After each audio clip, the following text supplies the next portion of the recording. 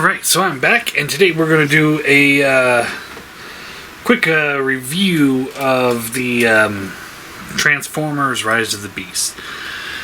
And, I've said this a number of times on the channel. I had no desire to see this in theaters. And I didn't. I kept to my word. Didn't see it.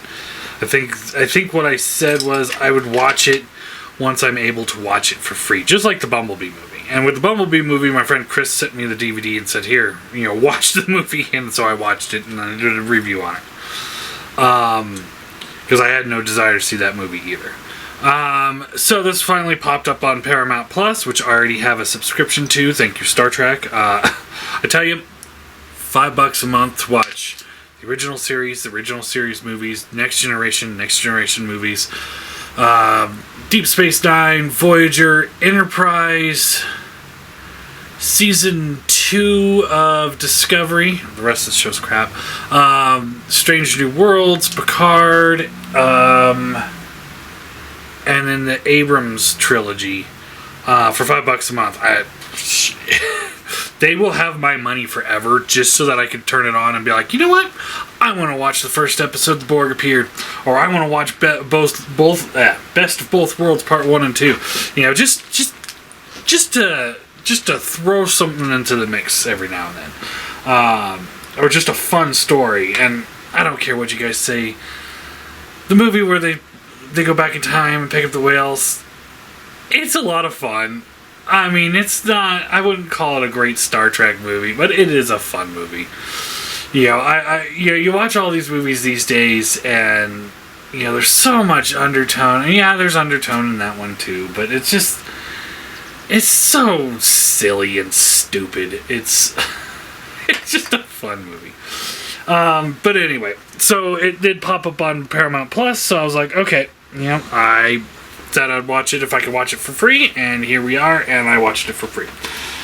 And in the end, it was fine.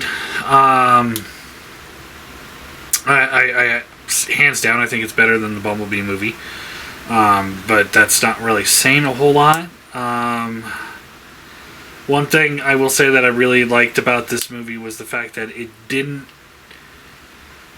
spend an hour and 45 minutes of its 2-hour runtime or whatever it is developing the human characters we didn't care about.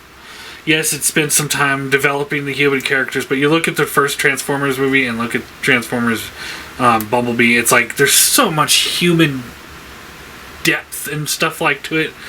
And it's like, dude, I don't care. I don't give a shit about any of this. I just want to get to giant robots beating the crap out of giant robots. A lot of people say, like, Revenge of the Fallen's a bad movie, but it's like, okay, you take the human element out of that movie, and for the most part, you just have robots beating the crap out of robots almost the entire movie. And that's where I'm like, you know what? It's a good movie because of that. You gotta look at the high points. When Optimus Prime is tearing someone's face off, you got me sold. But, when you spend, for the second time in, the past, 20 years, watching some random human character, no, for the third time, some random human character getting along with, getting to know Bumblebee, who still can't speak through the radio, even though he was able to at the end of the first movie.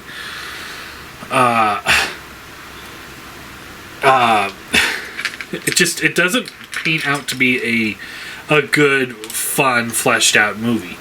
That's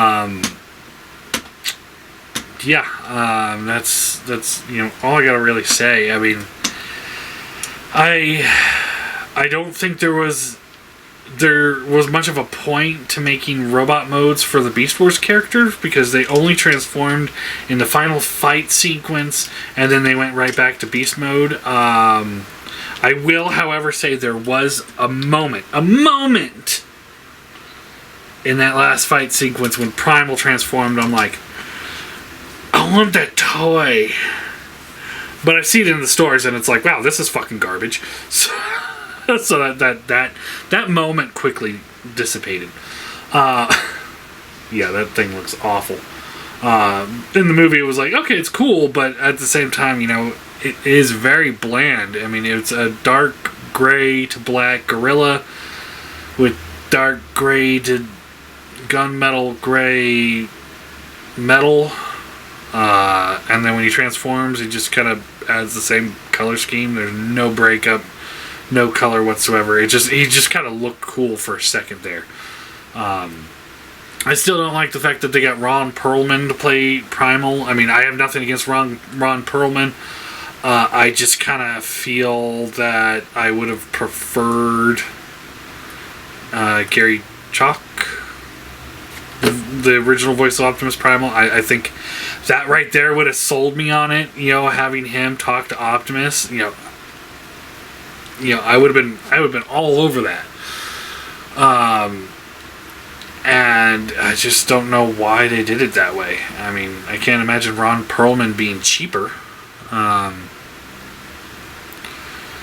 Just doesn't make sense. Let's see, Scourge was cool. For the most part, I don't know why they gave Scourge and his Terrorcon's alt modes, because they only transform one time in the entire movie. It was very brief. For a little car chase, and it was done. And then you never see their alt mode again. It's like, the Autobots, they would transform back and forth, back and forth. I also don't understand why, Bumblebee's, the Camaro at the beginning of the movie, and then he turns into like some sort of like dune buggy type Camaro. It's like, oh, you could just... in the first movie, it was kind of a head-scratcher that they're able to change their alt modes so quickly. But at least in the first movie, he had to scan the new Camaro. He flipped up on the wheel, scanned it, and then turned into the new Camaro. It's like, at least they showed you it doing the scanning. And in this one, it was just like, we're just going to, I don't need to do this anymore. I'm going to turn into something else. It's like, what? All right. Didn't make any sense whatsoever. And then also how, what was it, Mirage starts off as a Porsche, and then he just keeps flipping to different cars, and then he flips into a garbage truck, so he's mass shifting now. And then he mass shifts at the end to become Exosuit Barbie. I don't know. Shit like that, just... That's the shit that I don't like. It's like, what are the rules of this world? I had this big conversation with the girlfriend the other day. How I'm trying to stop thinking about rules of the movie universe and just enjoy the movie for what it is. Because there's some movies where it's like, this doesn't make any sense. But there's a part of me when it comes to movies that I like to watch, Transformers, X-Men, Marvel, DC, Star Wars, Star Trek. There's rules inside of the universe. And when they break those rules in the universe, that takes me out of the movie. And when it comes to the transformation in these movies, that's taken me completely out of the movie. I don't understand the premise of their transformation. How they're able to just be like, I don't want to be a race car anymore. I'm going to be a garbage truck. And it's like, what? Bay, for all his faults, for the first movie, he said he wanted to make sure that when they transformed, they had similar mass to what they had to begin with. So it's not like a race car turns into Optimus Prime, who's bigger than everybody else. If everyone was a race car, they would all be about the same size. That's why, Prowl, or in the first movie, Jazz was actually a little bit smaller than Bumblebee, because Bumblebee was a muscle car, and Jazz was a Porsche, I mean, a zippy car, for sure, but not, I wouldn't call that a muscle car. Anyway, I don't know much about cars, so I'm probably, people are screaming at me in the screen right now. Anyway, as far as this movie goes, like I said, Scourge was cool. It wasn't lost on me that he had a Predacon logo that he took off. This Predacon logo. So I'm like, why can't we get Predacons? This is the second time we've seen Terracons. And they're just generic, except for the 2 that he had with him. It was kind of cool seeing, somebody that was actually able to take a couple hits from Optimus and not just go down totally. So that was kind of cool. Let's see. I do like, I was really ticked off with the whole Unicron thing, just because Earth is Unicron, according to last night, and it's like, okay, if you can't remember your fucking movies, you shouldn't be writing them. But the fact that they explained it in a way that made perfect sense to me is, the way he transports from place to place is with a transwarp key. And if you remember your Beast Wars, the transwarp technology is what allowed the Predacons to go back in time, and Maximals were able to follow in their wake, and they went back in time for that. So the transwarp key it's a time and space displacement. So that allows, that Unicron could have been coming from any point in time, on space, to come eat Earth, which is funny because he would be eating himself. So if he was from the future, he'd be negating his own existence. So it was one of those like timey-wimey deals. So it's like, okay, I that part I get it. I don't know how they get away with with the whole world not being like, hey, yeah, aliens exist. What the fuck was that? Giant planet shows up out of nowhere and starts getting ready to munch down on Earth, and then it's gone, and then it's like, oh yeah, no, that was nothing. Just pretend it never happened. So, but all in all, like I said, it was a decent movie. I'm not going to be, there's some movies that I watch, and once I'm done watching them, I'm sitting there, I'm like, man, I'll watch that again. And let's see, I'm trying to think of the last one. Into the Spider-Verse. Or No Way Home. Where I watched it and, like, if it would have just restarted right then and there, I would not have stopped it. Like, I would have been like, let's do it up. Like, alright, here we go. There's certain movies and shows that I would just instantly start rewatching, and I have to stop myself from doing it, otherwise I will just get sucked right back in. This is not one of those movies. It's a movie that I would rewatch, but it's not one of those movies that I want to rewatch. If that makes any sense to you, because it barely makes sense to me, because I'm a little off, as always.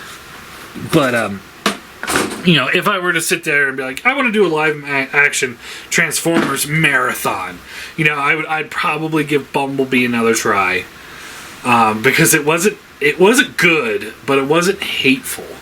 So I'd probably watch Bumblebee, then Rise of the Beast, and then 1, 2, and 3, and then skip 4 and 5, because 4 and 5 are absolute garbage, and I will never watch those again. You could not pay me to watch those, unless of course it's some sort of obscene amount, but I honestly, you couldn't pay me to watch those. They were so bad for me. I think I've watched 4 twice and 5 once, and I will never watch them again. I barely got through 5. Like, it was awful. If it wasn't for this channel, I would have turned it off, and I just wanted to finish it just for the review purposes. But see, now this whole conversation that we've had has been trailed off of the movie because, there's not much to talk about. It's just your run-of-the-mill Transformer type movie. Good guys versus bad guys, back and forth. They transform sometimes they don't. Things that bother me in the movie because in the world it just doesn't seem right, and then other times it's like, whatever. I don't know. The only other thing I want to say is, I have heard people say that they don't like the Optimus Prime in this movie because, that's just not his character even in this world. And I have to sit there and be like, it is his character in this world. Look at Transformers 2, Revenge of the Fallen. When he's chasing down big wheelie dude in the first fight sequence, how many fucking innocent people died in that little shootout of his? He didn't give a flying fuck about human casualties. He didn't care about them in this movie at all. He starts to care for them, and then the first movie he kind of cares for him a little bit more. Then he's okay with human casualties, and then when they all voted to have the Autobots sent off the planet, he sits back and lets an entire city full of people die in Dark of the Moon. Like, he's like, let's just let the Decepticons kill Chicago so the humans can learn their lesson. So it's like, no, this is the same Optimus Prime. He's bloodthirsty because he's battle-born. He's, he does, maybe he doesn't, maybe he wants peace, but, he is ready to fuck you up. So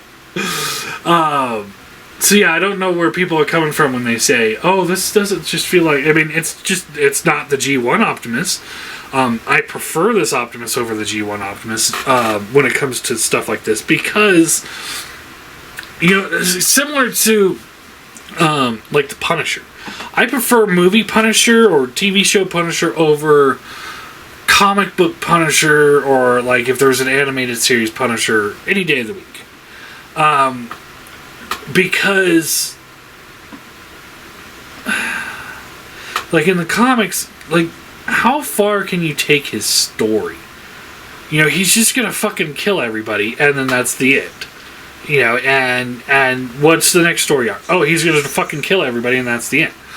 It makes good movies because you could have like a gang that he's gonna go off and kill, and the movie could be about that. Or like in the Punisher TV show, like it was all about finding out who was responsible for the murder of his family. And then he kills them all. So it's like, that works in that format. And in this format, this Murderous Prime works.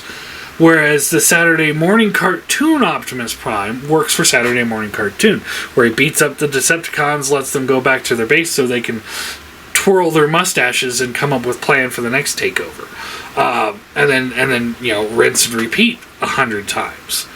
That doesn't... I would not like that in a movie setting because it'd be like